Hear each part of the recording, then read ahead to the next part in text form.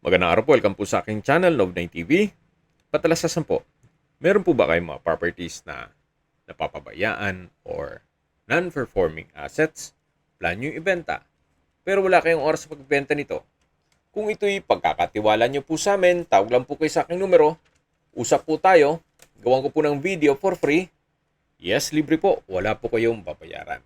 Tutulungan pa namin kayong mabenta ang inyong property. Kami na po bala sa marketing, sa boosting or paid ads. Even sa tripping, hindi na po kayo mapapagod sa pag-entertain ng mga buyers. Kami na po bala sa lahat. Tawag lang po kayo. Nandito po tayo ngayon sa Pasay City kung saan meron po tayong bagong video presentation, 2 unit na house and lot. Ang kada unit po ay may lot area na 50 square meters. Then, ang floor area ay 100 square meters. Pares po yan titulado, kaya wala po kayo maging problema sa documentation o sa transfer ng title.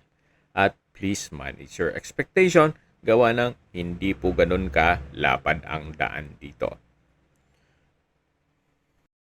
Pero maganda po itong gawing rental business, gawa ng napakarami po ng tao dito at malapit po sa lahat ng business establishments at sa Manila. Ito po yung unang bahay na pasensya na kung medyo makalat, gawa ng biglaan po ang pag-video shoot. Pero pong bakod dito sa harapan, na dati yatang ginawa itong tindahan, at ito naman po yung living area o salas na malawak naman po. Then meron po itong second floor. Then sa dulo po yung kusina at dining area. Dito po yung dining area at sa dulo yung hagdan. Then yan po yung kusina at sa dulo naman ay yung banyo. Okay, check po natin yung kusina. May countertop, then may lutuan. Then dito naman po yung banyo o common toilet and bath. Ito po ulit yung kusina. At dito naman po yung dining area. At ito naman po yung hagdan na mayroon pong 2 kwarto sa taas. At pasensya na po kung medyo maraming kalat, gawa ng biglaan din po ang pag-video shoot. Malaki naman po ang espasyo dito. Hindi lang nila ganun naayos yung floor plan ng second floor. So, yan po yung isang kwarto na malaki naman ang espasyo nito. So, konting ayos lang po. Sa mga hindi lang familiar po dito sa mga ganitong rental business, medyo hindi ma-appreciate itong property. Pero yung mga sanay po sa mga rental business sa area nitong Pasay na kung saan hindi man po ang mga apartment at hindi po tulog ang pera nyo dito o ang investment nyo. So mga nag-skip po ng video, ito pong property ay nasa Pasay City at may lot area na 50 square meters. Ito po'y titulado. At binebenta po ito ni owner sa halagang 3 million pesos net. Ibig pong sabihin, si buyer na po ang sasagot sa lahat ng taxes at expenses with regards to documentation. Ang magandang purpose po dito sa property ito ay rental business. Ngayon, kung doon naman sa masyadong maselan, naghahanap ng magandang bahay at may enough budget, marami po kayong makikita na property na pasok sa requirements nyo dito sa aking YouTube channel. So mula po dito sa property ito, sa unang property ay mga 4 o hanggang 5 bahay ang pagitan. Doon naman sa kabilang bahay na binebenta, na halos same floor plan, same design. So lalakad lang po tayo ng konti at yan po ulit, tunghayan nyo tong daan, hindi po siya ganun kalapad. So ito na po yung pangalawang bahay na binebenta. May lot area din po ito na 50 square meters at ang floor area ay 100 square meters.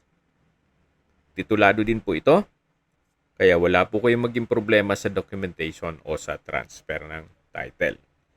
Sa ngayon po, ito po'y okupado o meron pong tenant. At ito po yung paligid. Kaya po nang nasabi ko sa inyo, malakas po ang rental business dito sa area. Gawa ng napakalapit lang po sa lahat.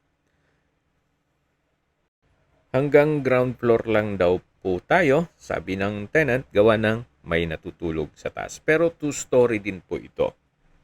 So dito po yung service area. Then pagpasok po natin, dito naman yung living area o salas na malaki naman ang espasyo nito. At pasensya na po ulit kung medyo makalat gawa ng biglaan po ang pag-video shoot. Sa dulo po yung dining area at yung kitchen, pati common toilet and bath. Then nandun na rin po ang hagdan papunta sa taas. So labas na po tayo at may mga ginagawa po sila at nakakaya naman dito sa ating tenant. So as is where is po tayo, what you see is what you get. So again, itong pong second house ay may lot area na 50 square meters. Ito po'y titulado rin. At sa presyo naman nito ay same price lang po na 3 million pesos net. Ibig pong sabihin, si buyer na po ang sasagot sa lahat ng taxes at expenses with regards to documentation. Ito pong isang bahay na to ay binebenta rin. Actually, meron po akong nakabukod na vlog para dito o video presentation.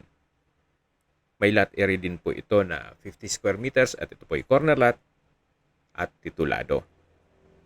Binebenta po ito ni owner sa halagang 6 million pesos net. Sa distance, location at travel time portion na po tayo. Mula po sa Resorts World o sa airport na Terminal 3, ang distance is 3.8 kilometers at ang travel time is 10 minutes. Mula naman po sa BGC, ang distance is 6.9 kilometers at ang travel time is 17 minutes. Mula naman po sa Makati, ang distance is 8.1 kilometers at ang travel time is 18 minutes. Kung manggagaling naman po sa MOA, ang distance is 9.8 kilometers at ang travel time is 23 minutes. Mula naman po sa Alabang, ang distance is 12 kilometers at ang travel time is 23 minutes.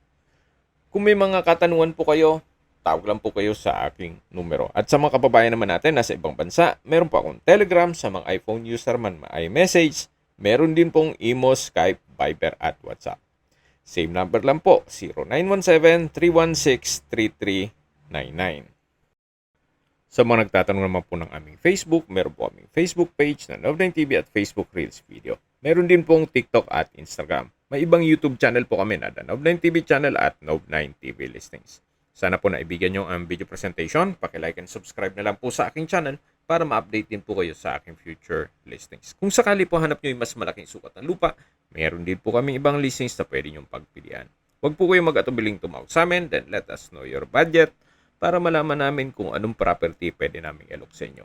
Sa lahat pong viewers, subscriber at nagtiwala po sa amin, salamat po sa suporta.